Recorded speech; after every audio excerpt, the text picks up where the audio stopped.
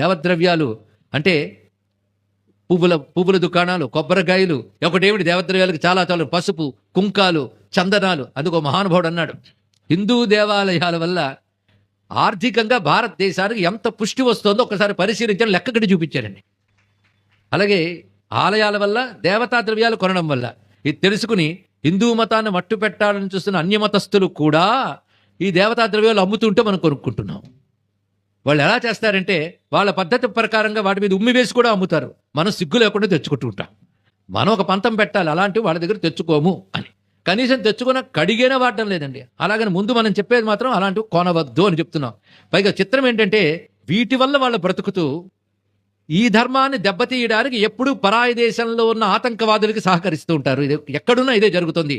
మొత్తం ఆచేత సీతాచలం అనేక క్షేత్రాల్లో కూడా ఇదే బాధాకరమైన అంశం. హిందూ యాత్రికులు, హిందూ భక్తులు లేకపోతే వాళ్ళ పూట గడవదు.